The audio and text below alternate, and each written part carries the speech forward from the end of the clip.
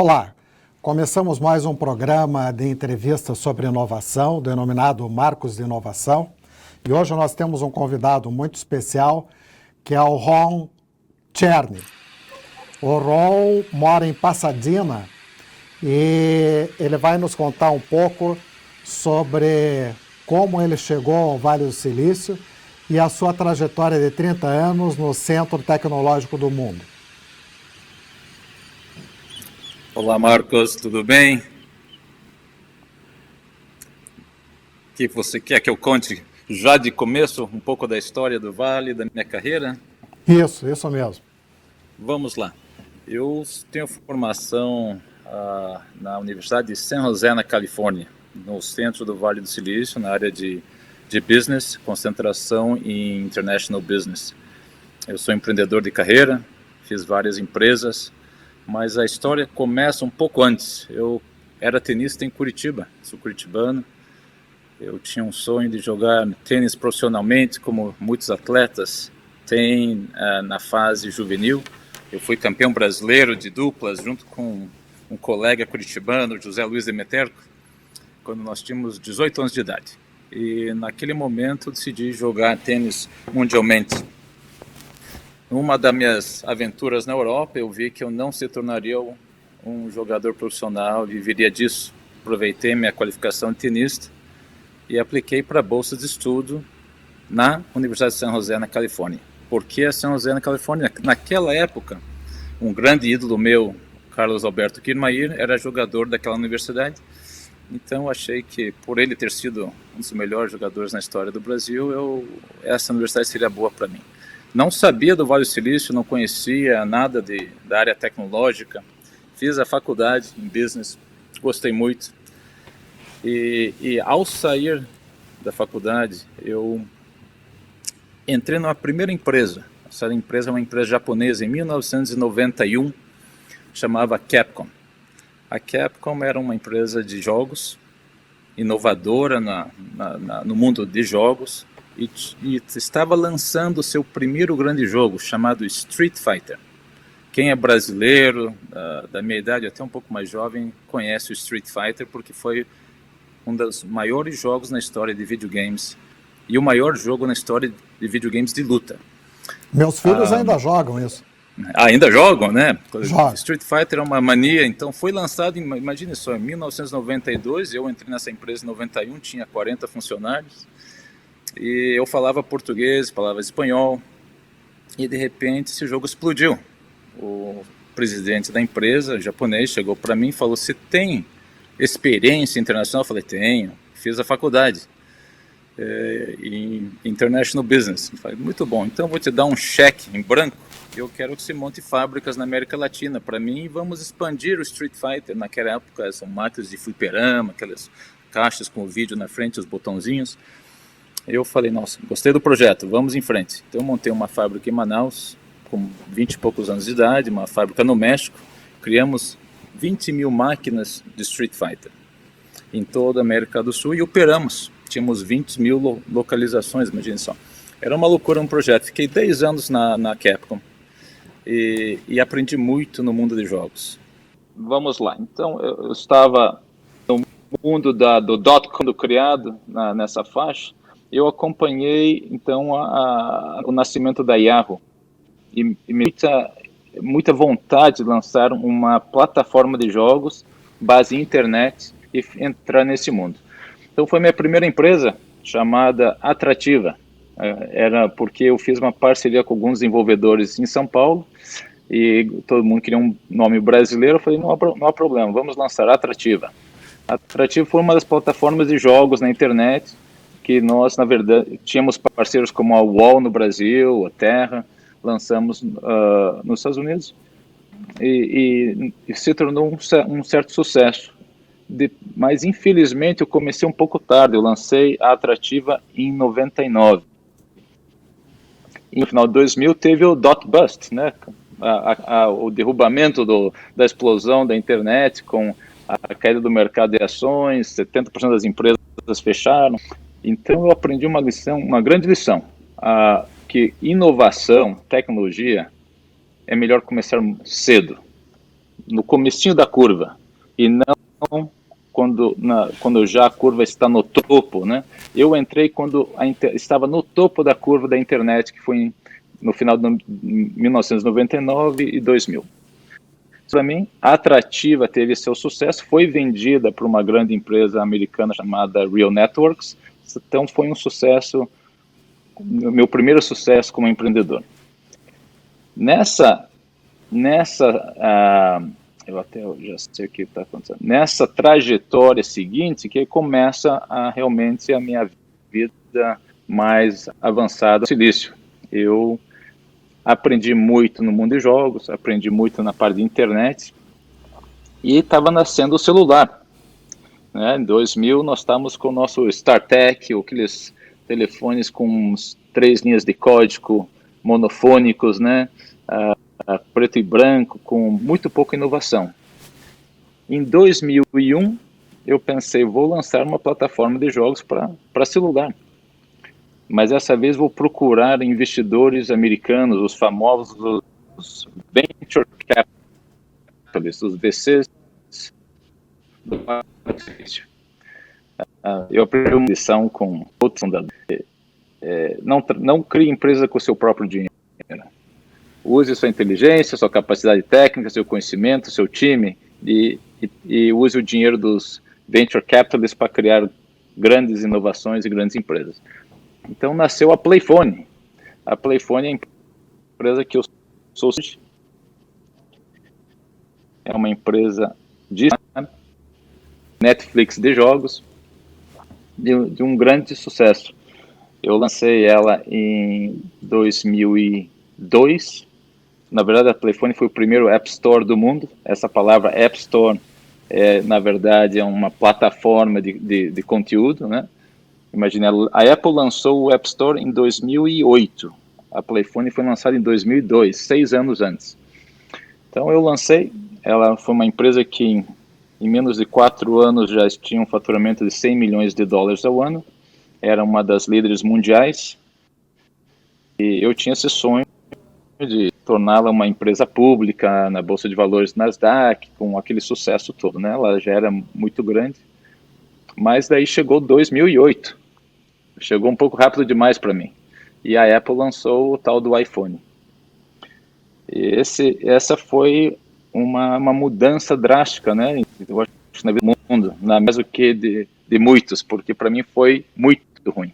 Dominava os telefones da Nokia, da Motorola, todos esses telefones. Quando a Apple entrou, ela virou um competidor da Playphone. E como o conteúdo da Apple era muito rico, deixou a Playphone com uma defasagem de tecnologia e conteúdo muito rápido. E o valor econômico da Playphone teve uma queda muito rápida com isso também. Eu tive que reinovar a Playphone. Mas essa história é muito comum no Vale do Silício. Eu reinventei a no Netflix de jogos, que hoje faz parte dos iPhone e Android, e ela está, depois de 20 anos, uma empresa muito lucrativa, com grande sucesso ainda, localizada no Vale do Silício. Então, esse é um resumo de uma carreira de 30 anos que eu passei. Lancei 3 empresas no Vale do Silício, as 3 consegui ter sucesso, e a terceira, que é a Playphone, tenho até hoje, e estou muito feliz com esse performance, né, que eu tive nessa carreira toda.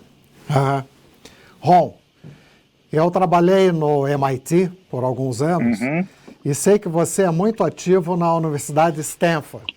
E sabemos que muitas das grandes inovações em tecnologia vêm de lá. Você pode nos contar um pouco disso? Há mais ou menos 5 anos atrás, o Dean da faculdade de pós-graduação na área de Business, Tecnologia e Inovação, que se chama Yossi Feinberg, é um israelense. Ele é o Dean de Stanford, ele teve muito sucesso. Ele lançou um programa chamado Ignite. Ignite é um programa para empreendedores que querem se tornar empreendedores. Na verdade, é uma pós-graduação dentro da Stanford, na escola de business, que traz pessoas de tecnologia, na área médica, pessoas que se graduaram em business em outras escolas, que querem se tornar empreendedores, que querem ser o famoso entrepreneur de sucesso vindo de Stanford. Stanford é o maior nome no mundo hoje de fundadores de empresas que saem de Stanford. Né? Nós sabemos que Google, Yahoo, Netflix, Zoom, estão todas lá. Estão todos lá, saíram de Stanford, são fundadores que vieram de Stanford. Né? Então, a Ignite, o que é? É um programa semestral que fazem grupos de 6 a 8 pessoas junto para criar uma empresa. Então, você tem uma ideia, você tem alguns colegas fora da Stanford, dentro da Stanford. Tem uma ideia de criar o próximo Zoom, tecnologia para Tesla. Você entra no Ignite, forma esse grupo, são grupos de 6 a 8 pessoas, e faz um trabalho de desenvolver essa empresa, esse conceito dessa empresa dentro da Stanford. Qual é o meu papel? No programa, esse grupo de pessoas, são 6 ou 8 grupos, que chegam no final do programa, eles têm que apresentar para um jurado, que nós chamamos de panelists. Esse geralmente é formado por alguns venture capitalists e alguns empreendedores, 3 a 5 pessoas no máximo. Eu sou sempre convidado como um dos empreendedores, eu também e nessa parte técnica que eu desenvolvi na área digital de internet e games. Então eu sou muito convidado, eu já participei de 6 ou 8 Ignites, Final Presentations, e já vi muitos projetos fantásticos de empresas que já se tornaram empresas e já têm um sucesso em tecnologia. Então Stanford é um lugar maravilhoso para desenvolver essa criatividade e criar grandes empresas. Bom, você é do conselho da Bay Brasil, que se caracteriza como a maior associação brasileira sediada no Vale do Silício, voltada à tecnologia e inovação, entre o Vale e o Brasil. O que é a Bay Brasil? Essa é uma grande associação. Muito pouca gente conhecia a Bay Brasil uns 4, 5 anos atrás. Hoje, a maioria dos empreendedores brasileiros conhecem a Bay Brasil. Foi fundado por uma pessoa querida minha, Margarise Correia, e em mais ou menos 10 anos atrás, eu entrei há uns 7 anos atrás como um dos membros do board e ajudei a Margarise a estruturar a Bay Brasil se tornar essa associação maravilhosa que é em tecnologia. Então, ela formou membros grandes empreendedores do Vale do Silício, nomes que estão à frente de grandes empresas, e nossos eventos mensais, semestrais e anuais. Os grandes eventos anuais são sediados, na verdade, nas grandes sedes do Vale do Silício, ou em Stanford, ou na Google, na Apple, ou na LinkedIn. Na verdade, eu vou te dar ano passado, né, ou antes da pandemia, o último evento foi na LinkedIn. A minha filha, na verdade, trabalha lá, então insisti muito em fazer o evento anual da Bay Brasil, que traz 300, 400 pessoas de alto calibre do Brasil a participar desse evento, e foi na sede da LinkedIn, em São Francisco. E eu convidei um VC, muito amigo meu, chamado Sean Carolan. O Sean é um dos maiores VCs do Vale do Silício, muito famoso, porque ele fez uma tese da revolução de transporte mundial. Né? Ele chama de Transportation Revolution Thesis. E o que foi isso? Ele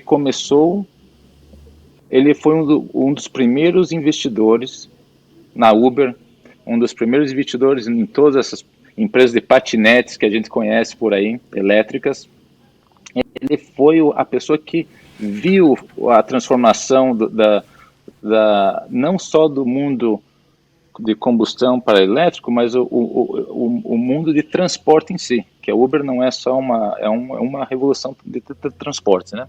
Ele ganhou muito dinheiro com isso. Imagine só, ele Eu fiz eu chamei ele numa entrevista como essa, como nós estamos fazendo, e lá na LinkedIn, lado a lado, ele estava indo naquela dele no Uber. Eu perguntei: Sean, eu fiquei sabendo que semana passada você fez uma transação pequenininha, vendeu um pouco das suas ações na Uber. Qual foi o teu lucro? Bom, é público, Ron, então eu vou te falar. Ele recebeu 1,2 bilhões de dólares de lucro numa transação do investimento que ele fez na Uber. Então, esses VCs, quando acertam, eles ganham muito dinheiro. Então, a Bay Brasil faz isso. Ela cria eventos, traz estrelas do Vale do Silício para contar histórias e experiências de como eles transformaram empresas no Brasil, nos Estados Unidos. Como que o Brasil entrou nisso? Então, a Bay Brasil foi criada no Vale, mas a ideia é trazer empresas brasileiras a aprender, a conhecer o Vale e criar essa ponte de negócios. Nós trouxemos o grupo do Ricardo Guerra. Isso é uma história verídica, uma boa história. Já hoje todo mundo conhece o Cubo em São Paulo, do Grupo Itaú, que tem 300 e poucas empresas dentro de um magnífico em São Paulo de tecnologia. O Ricardo Guerra, que é o CIO,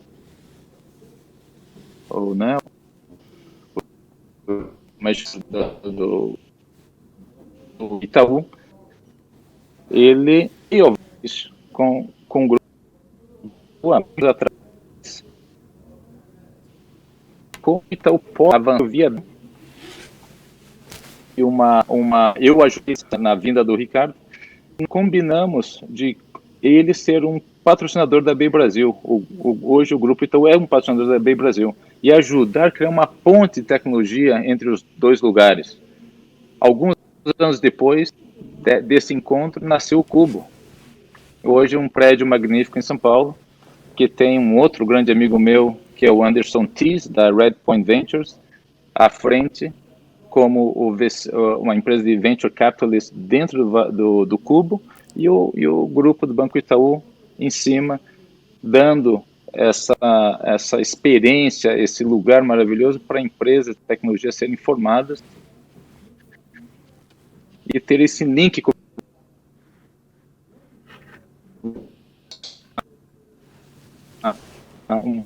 e vai para o Brasil para juntar esse elo entre o Vale do Silício e o Brasil. Então isso é Bay Brasil. Bom, eu agradeço ao Ron Cherny pela excelente entrevista e gostaria de deixar a palavra para as suas considerações finais e, em especial, quais são os seus planos para o futuro e se eles contemplam o Brasil. Obrigado, Marcos. Tem muito tempo, como eu já duas recentes, continuar agora, decidi comprar uma residência aqui em Curitiba, vou passar muito tempo aqui e vou estar investindo não só em empresas, mas na áreas comunitárias também. É a minha intenção, voltar um pouco a estar aqui um pouco com a família em Curitiba, investindo localmente. É isso aí. Então tá bom. Muito obrigado. Obrigado pela entrevista. Muito obrigado a você. Até logo.